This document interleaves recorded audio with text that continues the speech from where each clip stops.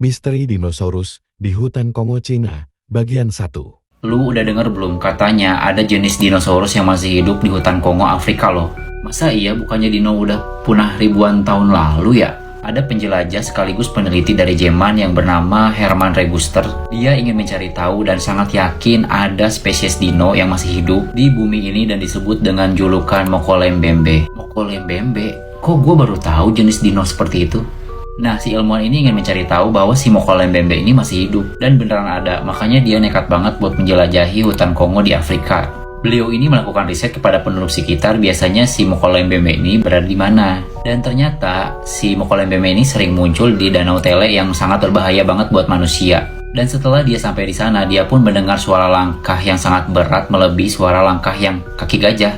Nah, gak lama dia pun ngelihat sesosok hewan purba raksasa yang mau masuki sungai. Dan hewan ini tuh mirip banget sama hewan purba Brachiosaurus. Gak lama dia pun mendokumentasikan pakai kamera dia, namun dia gak sempet karena hewan itu keburu hilang saking lebatnya hutan Kongo Afrika tersebut. Wah, menarik, jadi semakin bingung nih gue tuh sebenarnya dinosaurus tuh udah punah 100% apa belum sih? Misteri Kedalaman Lautan, Pagar bagian 2. Lu tahu gak sih bahwa 60% dari planet kita itu belum pernah dijelajahi, termasuk 80% kedalaman lautan. Gue sempat mikir sih kalau bumi ini emang gak bakal bisa 100% kita jelajahi gak sih? Menurut penelitian ilmiah pada tahun 2002, kalau 80% kedalaman lautan itu belum pernah dijelajahi oleh manusia. Karena lu tahu kan salah satu tempat tergelap di dalam lautan yaitu Palu Mariana, yang dimana menurut peneliti Palu Mariana ini merupakan titik terdalam yang ada di bumi. Kira-kira monster apa aja ya yang lagi bersembunyi di dalam lautan sana? Mungkin menurut gue sangat mustahil juga ya kalau misalkan Palu Mariana itu bisa dijelajahi.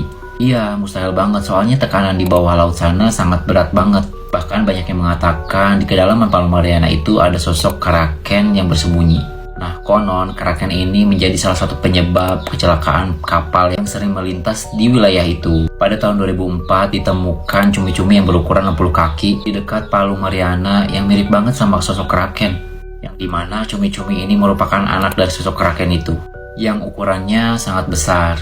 Bahkan banyak orang yang mengatakan kalau misalkan kalian mendengar suara-suara serem di bawah lautan sana, maka kalian harus hati-hati. Bisa jadi itu suara monster yang berada di bawah lautan sana.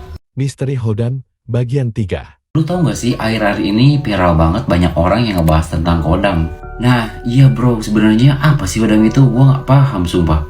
Istilah kodam sendiri berasal dari bahasa Arab yang artinya pembantu atau penjaga atau pengawal yang selalu mengikuti. Istilah hodam ini dipakai khusus untuk menyebut makhluk gaib yang mendampingi manusia. Jin hodam ini termasuk ke dalam salah satu jin yang baik. Wah, ternyata hodam itu jin pendamping kita gitu ya.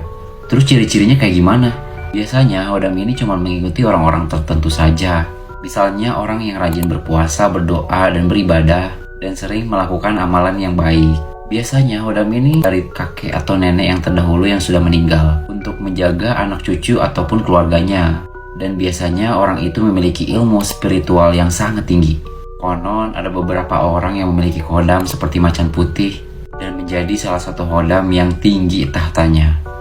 Jadi sebenarnya hodam itu emang ada, tapi nggak semua orang punya hodam.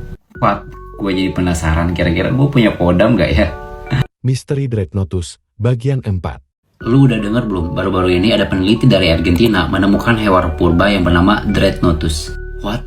Hewan purba? Bukannya udah punah pada jutaan tahun yang lalu ya? Nah, sekarang tuh lagi viral banget. Dan beratnya pun 15 ton lebih berat daripada pesawat. Jadi peneliti Argentina ini menemukan fosil Dreadnoughtus seberat 60 ton. Dan pernah hidup 90 juta tahun yang lalu. Fosil ini kemudian diangkut oleh peneliti ke Buenos Aires untuk diteliti. Kok di luar negeri itu sering banget ditemukan fosil dino ya? Kalau di Indonesia ada nggak sih? Konon katanya ada dinosaurus yang pernah muncul loh di kedalaman hutan Papua yang bernama Ropen, yang artinya setan terbang. Nama ini diberikan karena hewan ini sering banget terbang pada malam hari. Ropen ini memiliki tubuh yang sangat besar dan panjang, kepala hingga ekornya sekitar 5-6 meter, dan memiliki rentang sayap sekitar 7-10 meter. Ada ilmuwan yang bernama Evelyn yang telah mengumpulkan 70.000 lebih spesimen pada tahun 1935 saat berekspedisi ke Papua.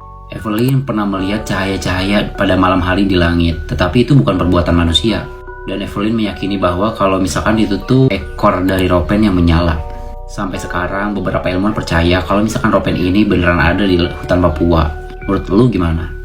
Tapi gue yakin kalau misalkan beneran ada, suatu saat pasti kebongkar sih keberadaannya. Misteri Kota Wentira di Indonesia bagian 5. Lu udah denger belum? Ada kota gaib di Indonesia yang bernama Kota Wentira. Kota gaib? Setahu gua, kota gaib yang ada di Indonesia itu cuma Saranjana aja nggak sih? No, ada beberapa kota gaib di Indonesia setelah Saranjana, yaitu Kota Wentira. Gue jelasin ya, Kota Wentira merupakan salah satu kerajaan gaib di Kota Palu, tepatnya di Kabupaten Mutong. Banyak yang percaya Kota Wentira ini menyimpan banyak harta karun emas. Bahkan legendanya terdapat istana yang sangat besar yang terbuat dari emas murni.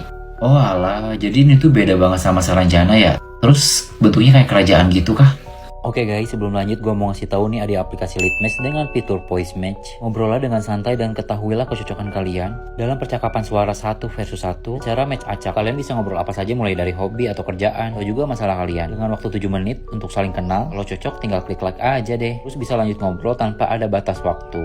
Nah, konon Kota Wentira ini sudah ada sebelum penjajahan Belanda dimulai. Awalnya Kota Wentira ini ditemukan oleh seorang pilot asing yang lagi terbang di langit Sulawesi. Dari ketinggian, sang pilot gak sengaja kayak ngeliat bangunan istana yang terbuat dari emas dan gedung emas pencakar langit di tengah-tengah hutan. Menurut kepercayaan warga sekitar, Kota Wentira ini tidak akan bisa ditempuh oleh orang biasa. Hanya orang yang mempunyai kekuatan batin yang kuat yang bisa menembus dunia portal antara dunia nyata dan juga dunia gaib Kota Wentira. Menurut warga Palu juga menganggap kalau Kota Wentira ini merupakan suatu warisan kerajaan dari benua Atlantis yang hilang, bro. What? Atlantis lagi? Makin yakin aja gue Indonesia itu merupakan salah satu benua yang hilang dari Atlantis.